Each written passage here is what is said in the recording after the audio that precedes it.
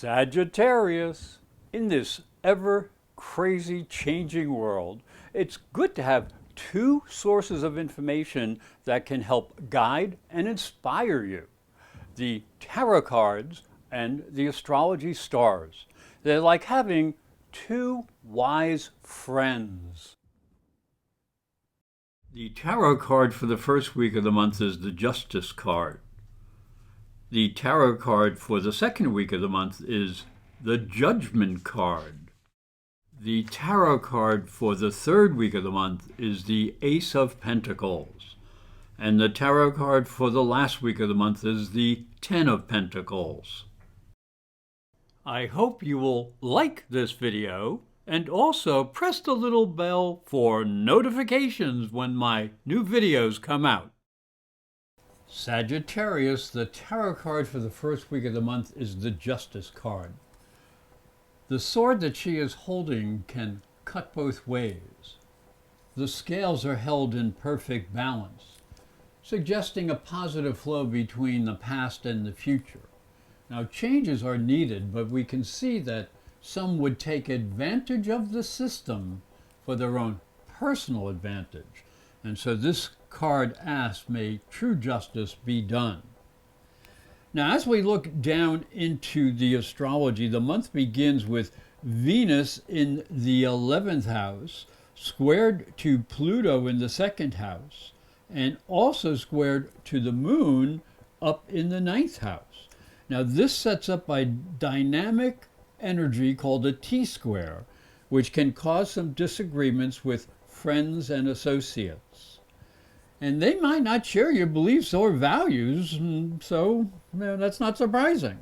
Another part of the issue may be ego-driven, because the Sun does conjunct Mars in the 1st house. And this is a quite aggressive energy, suggesting that you might be coming on too strong. Now, there may be a light at the end of the tunnel, as Saturn will square both Mars and the Sun from the 4th house of foundations. This may tame the energy when you consider your long-term security goals. So do try to be cooperative with others. Now, the card for the second week is the Judgment card. And the Judgment card is a very important card. It shows the angel Gabriel blowing the horn of awakening. You can see people rising up from what appears to be a graveyard to a new life. Now, this represents the possibility of a new beginning and the development of a higher consciousness. As we look down into the astrology, the second week shines under the light of a new moon, bringing a new cycle of self-expression. You want to reach out to the world with the light of your smile, for you can sense the new opportunities that await you. But Mercury is retrograde in the 2nd house of resources on the 13th and trines Jupiter in the 6th house of daily routines. Now, that could bring some good news concerning your work and daily routines, but you may have to make some adjustments. There is also an opposition between Jupiter and Venus that also suggests that you may want to spend time alone, but you really may have to be with other people, cooperating with coworkers. Now, there is a Saturn trine to Venus from the 4th house, and that may help stabilize your emotions and help you realize that the only real security in life is the belief that you develop concerning your own self and your own abilities. The tarot card for the third week of the month is the Ace of Pentacles. You can see the hand coming from the clouds offering the pentacle. Now, this card represents the beginning of a new cycle of success in business or investments. There's even the possibility of some type of an inheritance or some other type of gain that brings enjoyment and pleasure. Now, as we look down into the astrology, the third week begins with the Sun in your 1st house squared to Neptune in the 4th. The energy of the sun inspires you to stand out in the crowd and let everyone know what you're feeling. However, the square to Neptune in the fourth suggests you need to consider your long-term security and emotional health.